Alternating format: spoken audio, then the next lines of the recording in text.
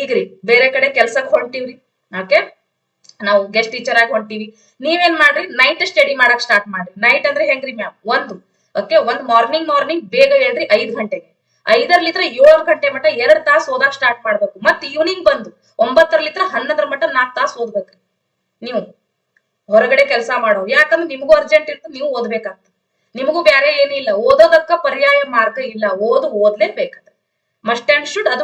ಅದು ಕೊಟ್ಟಾಗಲೇ ನಮಗ್ ವಾಪಸ್ ಪ್ರತಿಫಲ ಸಿಗೋದು, ಅದರ್ವೈಸ್ ಸಿಗಂಗಿಲ್ಲ. ಸರಿನಾ? ಅಂಡ್ ನಾನ್ ನಿಮಗೆ ಈ 4 ತಾಸ್ನಾಗ ಯಾವ್ದಕ್ ಸ್ವಲ್ಪ ಜಾಸ್ತಿ ಪ್ರಿಫರೆನ್ಸ್ ಕೊಡಿ ಅಂತ ಹೇಳ್ತೀನಿ. ಇವು ನಮ್ಮ ಬೇಸಿಕ್ ಸಬ್ಜೆಕ್ಟ್ ಅಂತೂ ಓದಿರ್ತೀರಿ ನೀವು. ಓಕೆ, ಸೋಷಲ್ ಓದ್ತೀರಿ, ಸೋಷಲ್ ಅರ್ಧ ಗಂಟೆ ಮಾತ್ರ ಓದಿ, ಕನ್ನಡ ಅರ್ಧ ಗಂಟೆ ಮಾತ್ರ ಓದಿ, ಇಂಗ್ಲಿಷ್ ಅರ್ಧ ಗಂಟೆ ಮಾತ್ರ ಓದಿ. 1 ಗಂಟೆ ನೀವು ಸೈಕಾಲಜಿ ಕೊಟ್ರ ಡೈಲಿ ಬೇಸ್ ಮೇಲೆ, ಅಂದ್ರೆ 1 ಗಂಟೆ ಸೈಕಾಲಜಿ ಒಂದಿನ ಕೊಟ್ರ ಒಂದಿನ ವಾಪಸ್ ಸೋಷಲ್ ಕೊಡಿ. ಹಿಂಗ್ ಮಾಡ್ಕೊಳ್ರಿ. ಟೈಮ್ ಎಕ್ಸ್ಚೇಂಜ್ ಮಾಡ್ಕೊಳ್ರಿ.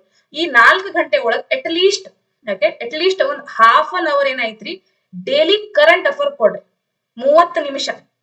ಇದಕ್ಕೋಸ್ಕರ ನೀವು ಫಾಸ್ಟ್ ಆಗಿ ಯಾರಾದ್ರೂ ವಿಡಿಯೋಸ್ ಆದ್ರೂ ನೋಡ್ಕೊರಿ, ಡೈಲಿ ಕರೆಂಟ್ ಅಫೇರ್, ಅಥವಾ ನ್ಯೂಸ್ ಪೇಪರ್ ಕಟಿಂಗ್ ಆದ್ರೂ ಓದ್ಕೊಡ್ರಿ. ಡೈಲಿ ಯಾವ್ದಾದ್ರು ಟೆಲಿಗ್ರಾಮ್ ನ್ಯೂಸ್ ಪೇಪರ್ ಕಟಿಂಗ್ ಹಾಕಿರ್ತಾರ ನೋಡ್ರಿ, ಅದನ್ನಾದ್ರೂ ಓದ್ರಿ.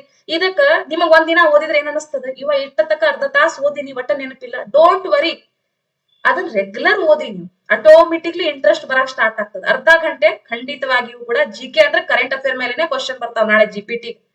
ಓಕೆ, ಅಂಡ್ PhD ಅದಕ್ಕೂ ಆಲ್ಸೋ ಅದ್ರ ಮೇಲೆ ಸಾಮಾನ್ಯ ಜ್ಞಾನ ಇರ್ತದಲ್ವಾ, 20 ಮಾರ್ಕ್ಸ್ ಅದ್ರಾಗ ಬರ್ತಾವ. ಅವು ಕೂಡ GK ಇರ್ತಾವ. PhD ಗೂ ಐತ್ರಿ, GPT ಗೂ ಐತಿ. ಸೊ ಖಂಡಿತವಾಗಿ ಅರ್ಧ ಗಂಟೆ ಕರೆಂಟ್ ಅಫೇರ್ ಕೊಡ್ಲೇಬೇಕು. ಪ್ರಚಲಿತ ವಿದ್ಯಮಾನಕ್ಕೆ 30. ಓಕೆ, ಒಂದು 30 ಮಿನಿಟ್ ಕೊಡ್ಲೇಬೇಕು. ಇದ್ರಾಗ ಏನ್ ಬೇರೆ ಇದೆ ಇಲ್ರಿ, ಇದಕ್ಕೂ ಕೂಡ ಫಿಕ್ಸ್ ಆಯ್ತು. ಸರಿ, ಇದಾಗ ಬರ್ಯಾಕತ್ತೀವ್ರಿ ಮ್ಯಾಮ್. ಬರೆಯೋರು 1 ತಾಸು ಬರೀರಿ, ಯಾಕಂದ್ರೆ ನೀವು ಆಲ್ರೆಡಿ TET ಪಾಸ್ ಆಗಿರ್ತೀರಿ. You have knowledge. ಓಕೆ, ನಿಮಗ್ ಆಲ್ರೆಡಿ ನಾಲೆಜ್ ಐತಿ, ನೀವು ಬರ್ಯಾಕ ಕೊಡ್ರಿ ಟೈಮ್. ಸರಿ, ಬರವಣಿಗೆ ಒಂದ್ ಅರ್ಧ ತಾಸು ಬರವಣಿಗೆ. ಅಂಡ್ ಇವತ್ ನಾನ್ 4 ತಾಸು ಓದಿನ್ರಿ ಮ್ಯಾಮ್ ಪಕ್ಕಾ ಅಂತ. 4 ತಾಸು ಓದಿರಲ್ಲ, 2 ದಿನ ಬಿಟ್ಟು ವಾಪಸ್ ಮತ್ ಅದನ್ನ ಓದ್ರಿ. 2 ದಿನ ಬಿಟ್ಟು, ಓಕೆ, 2 ದಿನ ಬಿಟ್ಟು ಮತ್ ವಾಪಸ್ ಹೊಳಸ್ರಿ ಪೇಜ್.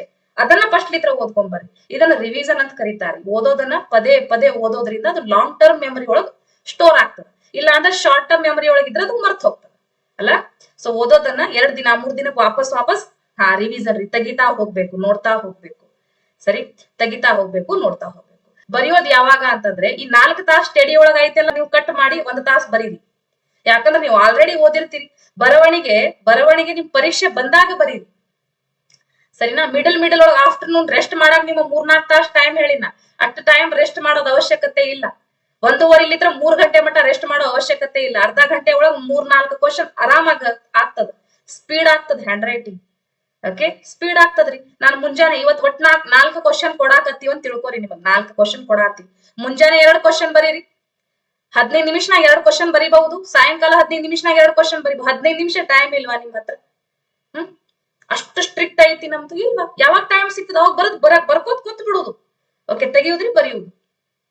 ಸರಿನಾ? ಇದು ನಮ್ಮ ಹತ್ರ ಒಳಗ್ ಇಂಟರ್ನಲಿ ಒಂದ್ ಇರ್ಬೇಕು.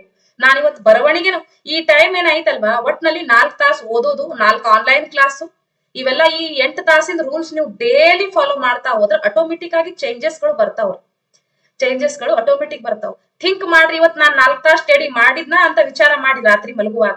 ಮಾಡಿಲ್ಲ ಅಂದ್ರೆ ಕುಂತ್ 1 ತಾಸು ಓದ್ಕೊಂಡು ಅದನ್ನ ಫಿನಿಶ್ ಮಾಡಿನೇ ಮಲ್ಕೋರಿ. ನೀವು ಮಲ್ಕೊಳ್ಳುವಾಗ ನಿಮಗ ಒಂದು ಬೇರೆ ರೀತಿಯ ಕಾನ್ಫಿಡೆನ್ಸ್ ಬರುತ್ತೆ. ಈ ಟೈಮ್ ಟೇಬಲ್ ನೀವು 4 ತಾಸಿಂದ ಸ್ಟಡಿ ಮಾಡ್ಬಿಟ್ರಂದ್ರ ಆ ಕಾನ್ಫಿಡೆಂಟ್ ಬಂದ್ಬಿಡ್ತದ.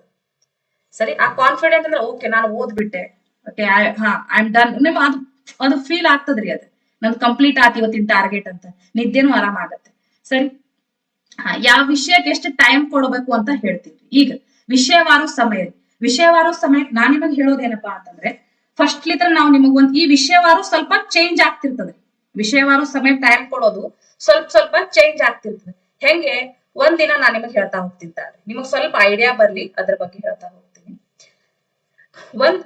ಒನ್ ಡೇ ನಾವು 1 ಗಂಟೆ ಸೈಕಾಲಜಿ ಕೊಟ್ವಿ. ಓಕೆ, 1 ಗಂಟೆ ನಾವು CDP ಅವರಿದ್ದಾರೆ. Okay, child development pedagogy. 1 day ನಾವು CDP ಕೊಟ್ವಿ, ಸೈಕಾಲಜಿ ಕೊಟ್ವಿ 1 ತಾಸು ಮಾರ್ನಿಂಗ್ ಅಂದ್ರೆ. ಮಾರನೇ ದಿನ ಆ ಒಂದು 6 ಎದಕ್ ಕೊಡ್ರಿ ನೀವು ಅಂತಂದ್ರೆ ಇಂಗ್ಲಿಷ್ ಗ್ರಾಮರ್ ಕೊಡ್ರಿ. ಓಕೆ, ಇಂಗ್ಲಿಷ್ ಗ್ರಾಮರ್ ಕೊಡ್ರಿ. ವಾಪಸ್ ಮಾರನೇ ದಿನ ಇನ್ನೊಂದು ಮತ್ ಹಂಗಿದ್ರೆ ಈ CDP ಓದ್ಬಾರ್ದ್ರಿ, ಇದು ½ ತಗೋರಿ. CDP ಅರ್ಧ ಗಂಟೆ ಮತ್ತೆ ಬ್ಯಾರೆ ತಗೋರಿ. ಸರಿ, CDP ಅರ್ಧ ಗಂಟೆ ಮತ್ತೆ ಬ್ಯಾರೆ ತಗೋರಿ. ಸರಿ, ಒಂದಿನ ಅದೇ ಸಮಯದಲ್ಲಿ ಎಸ್ ಒನ್ ಆರ್ ರಿವಿಷನ್ ಮಾಡ್ಕೊಳ್ಳೋದು. ಹಿಂಗ್ ನೀವು ಸ್ವಿಚ್ ಮಾಡ್ರಿ ಅದನ್ನ. ಅದಕ್ಕ ಎಸ್ ಒನ್ ಡೇ ಅದಕ್ಕ ಬೇರೆ ಸಬ್ಜೆಕ್ಟ್. ಸರಿನಾ? ಕನ್ನಡ ಕೊಡ್ರಿ.